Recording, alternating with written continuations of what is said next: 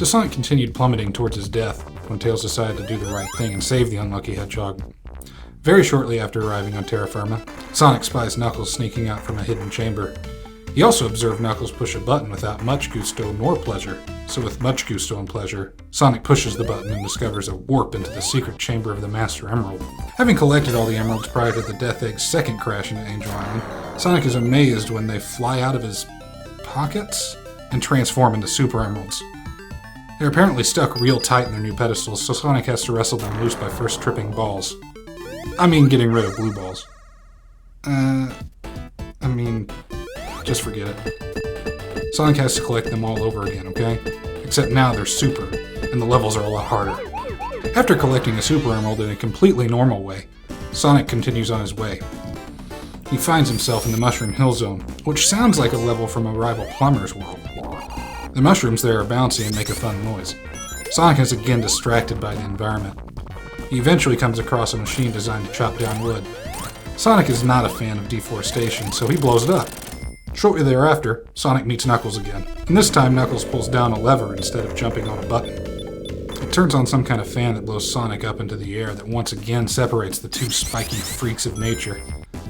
Sonic continues getting high on shrooms, gets hooked on weed, and blows a few cocks up. It's okay, they blew him first. Eventually, Sonic encounters a satellite dish, which is beeping loudly. Sonic is sensitive to high-pitched noises, so he blows it up. Oh, it's Robotnik. What was he doing half buried underground? Why did he have a set? Oh, he's flying away. Sonic gives chase and eventually destroys the doctor's non-death machine? What was he doing? Seriously? No time to worry about that now, though. There's a giant flying death plane, so time to board it. Robotnik, too. Maybe Robotnik was calling it in? Maybe he was stranded? Okay, so this next zone is called Flying Battery. Double A or triple A?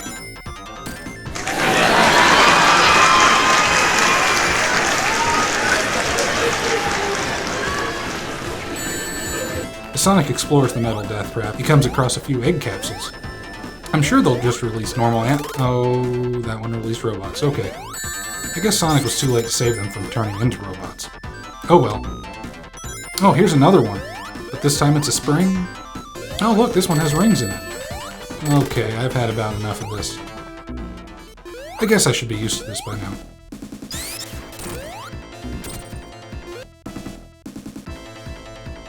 Hey, this is kind of like that boss from Flying Fortress in Sonic 2, except I can't hit it. Oh, okay, I get it. Not supposed to. Now there's a platform raising, and I don't understand what's going on. What's the logic here? Is this the flying battery transforming? Is it a transformer? And now Robotnik is swinging around on a platform like a monkey, but he's also shooting fire out of his head, and he has balls. Like actual balls. Look. This is stupid. I'm out of here. This island has a desert on it too. So there's a tropical forest, an evergreen forest, a frozen tundra, and also a desert. Alright. Okay. I can do this. It's fine. At least there's variety. I mean, clearly it hasn't upset Robotnik. He's still making robots themed after every stage. Except Carnival Night, which didn't have a single clown robot. But that's okay. There's scorpions here, so it's fine. Alright. What's this? A pyramid? And a rock golem? Okay. Is this not a robot? Why won't it die? Is this thing undead? It exploded in the sand. Okay. So it was a robot? Whatever. End of the pyramid. Why is it dark? How do I turn on the... Oh, okay. So this isn't so bad. I kind of expected there to be a curse or something. What was that? Were those ghosts? Did Robotnik trap ghosts? What's going on here? Why are there so many sand slides? Where am I even going? Why do I have to push these time-based switches? What is this ghost doing? Why is it getting darker? No. So that was a pretty neat level. There are lots of spooky ghosts and traps and sand. High stakes. Sonic was back to feeling vulnerable again. No longer was he feeling quite so confident like he had Robotnik on the run. I mean, he had completely taken over that ancient pyramid, trapped ghosts, and built a giant rock monster robot. That's dedication, and oh crap, I'm falling now. This is the Lava Reef Zone, so I guess the island is also an active volcano? And it's normally floating, so that's a pretty scary thought for everyone who thought they were safe on land just because they didn't live near a volcano. So I wonder why Robotnik was burrowing into this pyramid. Oh hey, there's the Death Egg! Half in bed in the ground there. That's cool. That's awesome. It's all coming together now. And here's a giant hand that also has 2 snakes. Okay, whatever.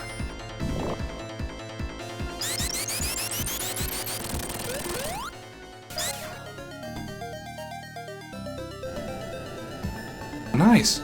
It looks all pretty now. Look at the crystals. That's pretty neat. Oh hey, there's the Death Egg. I'm getting close.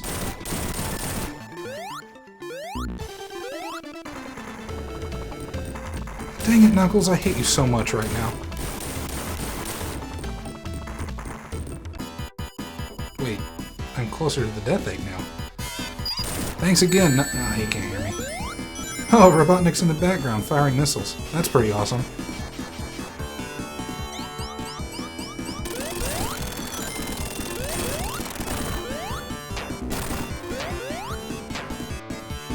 And now he's in lava and the stage is tilting? That's also cool.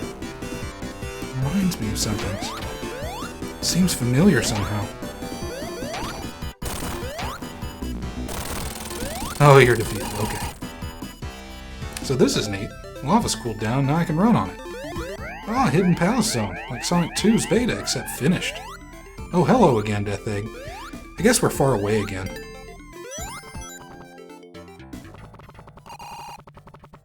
Oh, hey, Knuckles. I wanted to apologize about what I said back there. I was just angry because you just punched a rock and... yeah, just like that, a rock at me. You're jumping. Alright, I guess we can play. That's cool. Knuckles? Hey, I think you played a little too rough. Hey, where are you going?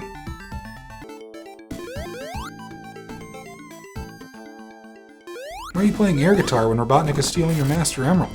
He's getting away! We'll stop him together.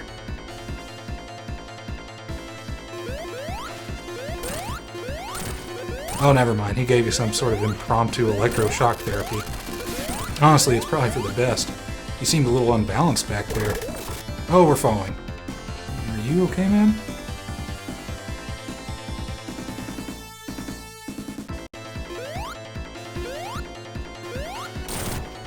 Oh, a hidden path. Cool beans. Time to jump into a strange beam of light, then.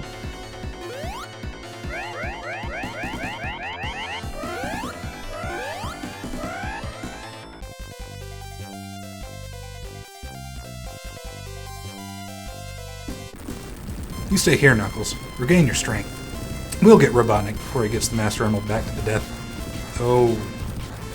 We'll get the Master Emerald back from the giant orbital death satellite.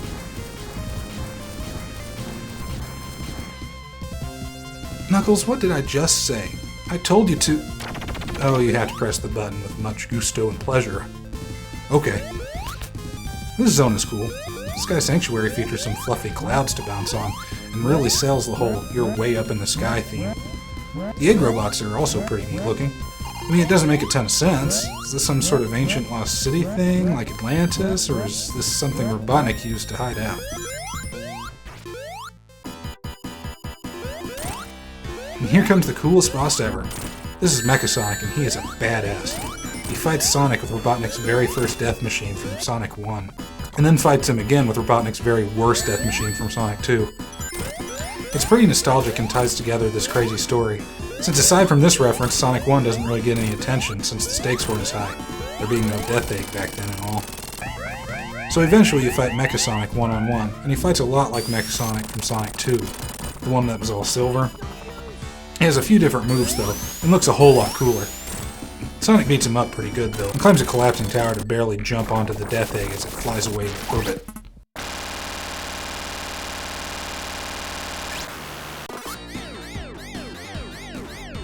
Then it's time for the Death Egg Zone, arguably one of the hardest stages in Sonic history. Has a lot of cool gimmicks, like flipping gravity, and that's about it. The other gimmicks are pretty terrible and require you to master floating controls inside a weird gravitron thing. But it does have a high-tech atmosphere and really makes the player feel like they're in the final stretch. Eventually Sonic makes it to the first act boss, which is surprisingly difficult. It's a very tough fight, and it has a really cool HAL 9000 vibe going on. After defeating HAL, Sonic speeds through Act 2 and eventually reaches the boss, which isn't Robotnik in a machine. Instead, Robotnik stands outside and controls it from a little console like a pansy. Sonic can only defeat it by hurling the robot's newborn robot babies back at it. Clearly, Sonic is tired of playing games.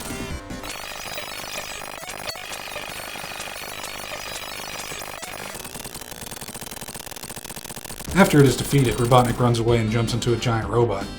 The robot kinda looks like a ladybug and has two primary phases.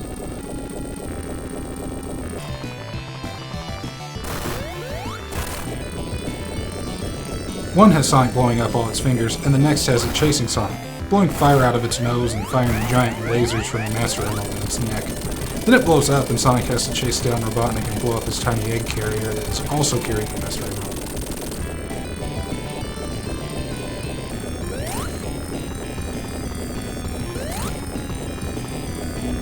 After doing that, Sonic's pretty mad. Having collected all the Super Emeralds, Sonic jumps into space and with a mighty yell, with an adorable yell, he transforms into Hypersonic, which is like Supersonic, but way more fabulous!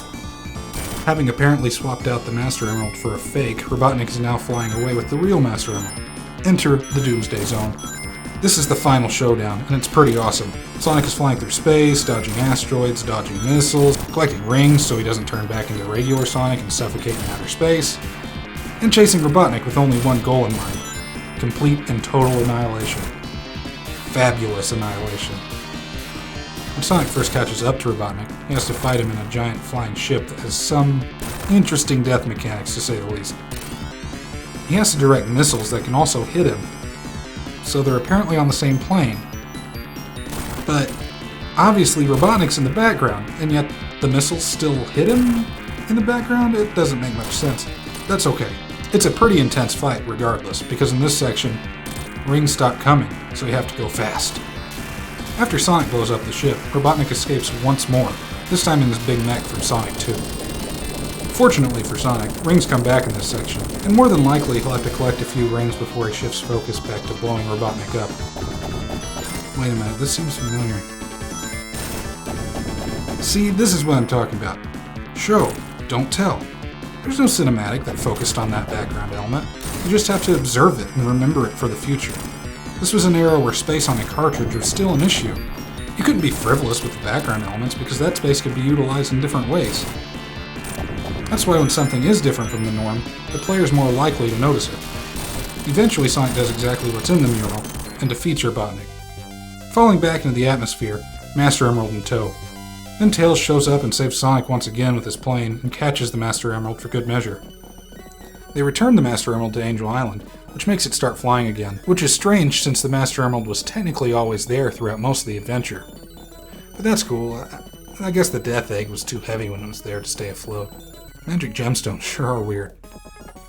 Anyways, Sonic and Tails fly back home, while seagulls swarm their plane and Echo's friends jump behind.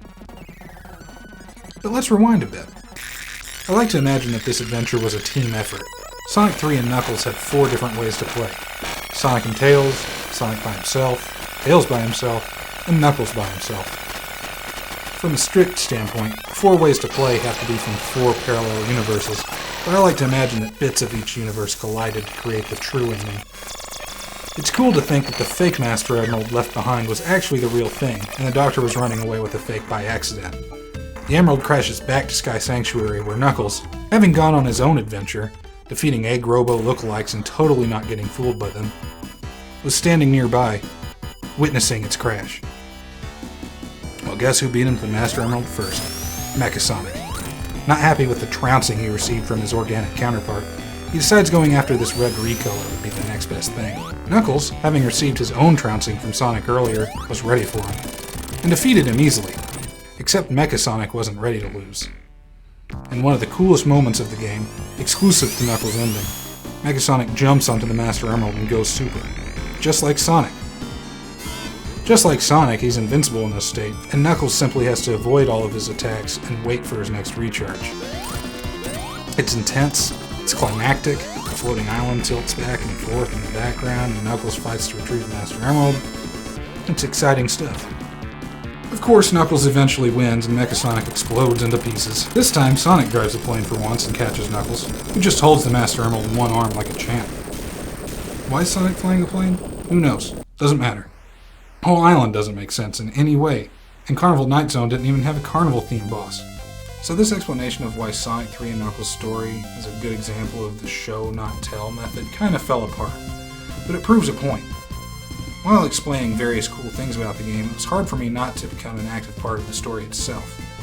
I wasn't simply retelling it, I was reliving it. It's a game that tells the story exclusively through visuals, without any text whatsoever.